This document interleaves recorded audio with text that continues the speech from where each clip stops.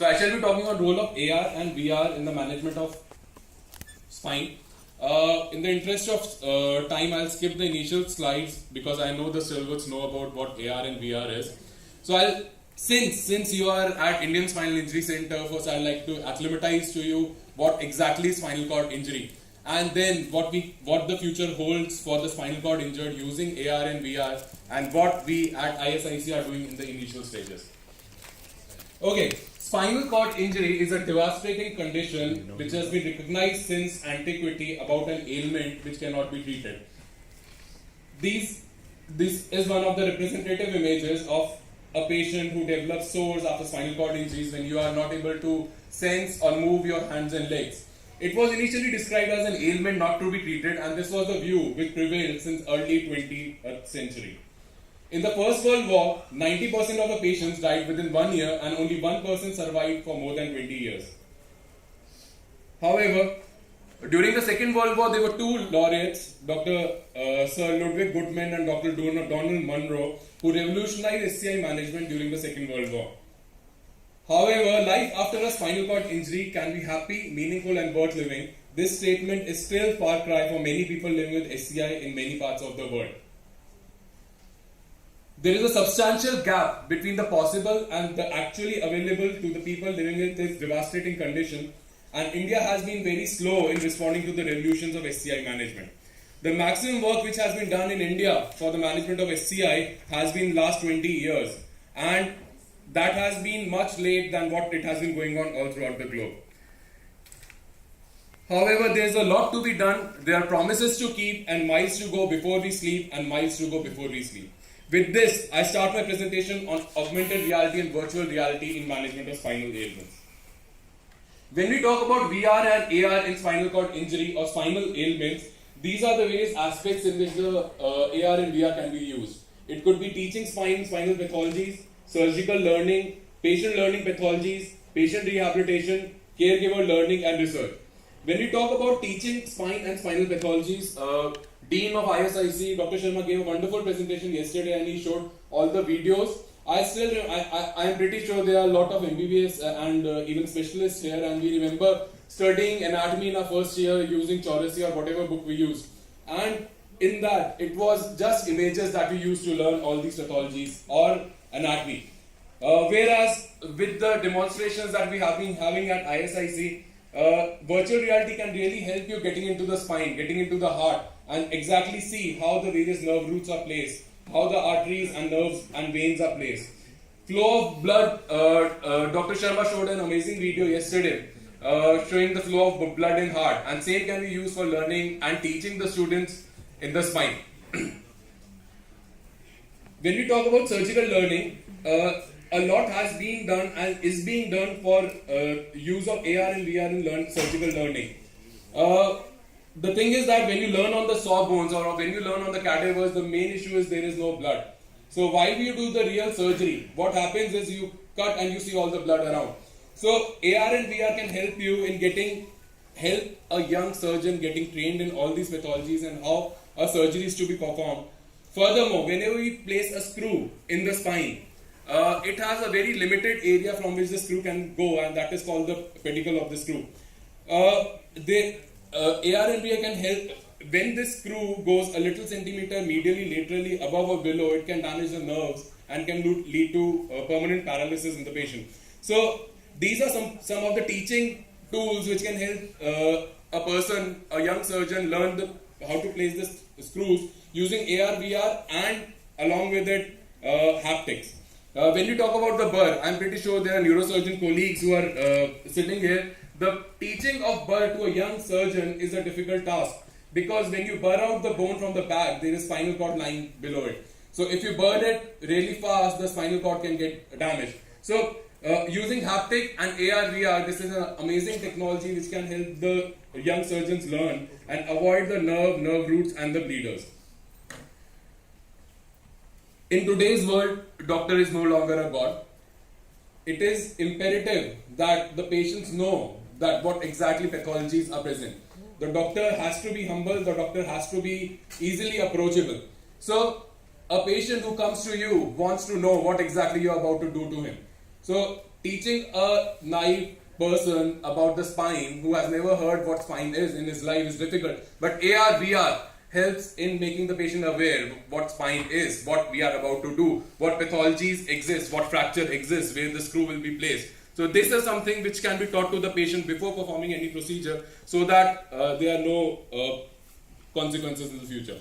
When we talk about patient rehabilitation, ISIC has been doing tremendous in patient rehabilitation. We have Dr. Kataria sitting here. I'm pretty sure many of you must have had the opportunity to go through the institute and even the rehabilitation part, and ISIC has been using lots of machines for rehabilitation of the patient. To quote an example, if there is a patient who needs flexion extension of the wrist and the fingers even after a distal and radius fracture, and we want this rehabilitation to be done, the patient gets bored with the same physiotherapist visiting him every day and teaching the same exercises. So we can give him a game of Pac-Man in which we tell him, okay, he has to capture all these balls.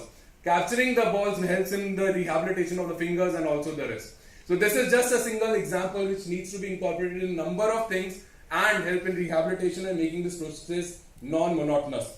This is one of the videos on how rehabilitation can be done in a patient of, let's say, tardive dyskinesia or gait issues or partial spinal cord injury. So it's a game in which he has to kick the ball. It's a kind of football game.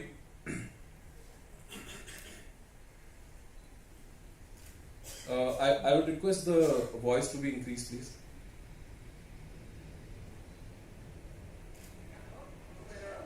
Yeah. So the person has to kick it and put it in the goal. So it leads to the rehabilitation of the various muscles which are present. Let it be the extensors and the flexors of the knee and flexors and the extensors of the hip.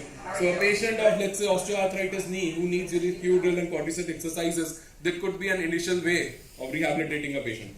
And I'm pretty sure Dr. Kataria could guide you much more in this regard on what ISIC is doing. There is a patient of hallucination, schizophrenia, and it's imperative these days that the caregiver should know what the patient is going through.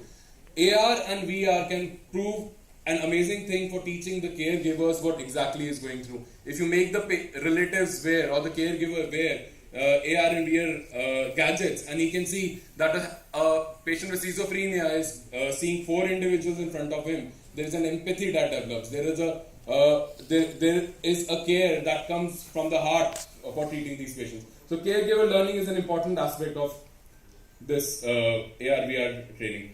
It is very important that these people with spinal cord injuries are a part of our community and are not special. Gone are the days when we used to say that these people have to be considered special. No, they no longer require a special treatment. They require to be well included in the community with the same treatment as everybody is getting. There is a small video which shows the immense potentiality of these people. Yes, I can, suddenly, yes I can. Gee, I'm afraid to go on as turned into, yes I can. Take a look, what do you see?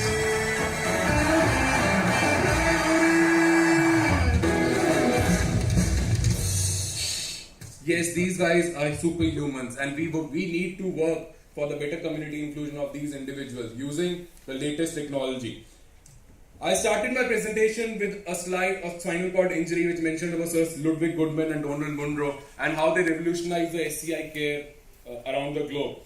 It's high time that we need someone who can work on AR and VR and help in spinal cord injury management using AR and VR, and maybe this telemedicon is the place where we'll have these two places filled by some startup or some revolutionary who can add things to this. I'd like to conclude my presentation by a small saying that intuition is the master, proof is just a slave. It's a mean to convince that you are not wrong. So let's start intuiting, let's start innovating, let's start inventing. Thank you so much. I welcome you to the design thinking workshop that we are conducting at ISIC on 10 December 2019. And I'm thankful to my IC Impacts team, Aditya, Aniket, Shikha, Nishu, and our Dean Sir for his utmost guidance and support on this. Thank you so much. Thank you, Dr. Goyal. It's been a wonderful presentation. And of course, I want to admit that a year back, we were looking at different places for locating our local NCR chapter of Telemedicine Society of India. And one of the main reasons that we landed here in ISIC was the use of technology here, the way practically all these new technologies, people are open to that. It's really wonderful. Thank you so much. Yeah, thank you. Yesterday, Dr. Sharma's presentation, today your presentation, really wonderful. Yeah, any questions? We'll have 2 questions total because we are short of time. And only questions, please. No comments. There is one virtual reality app where we can do the surgery. We can take all the instrument, we can cut and we can check the insides. Now, as a technology person, I am very much excited with that. But as a doctor, can you suggest whether it is really useful or not?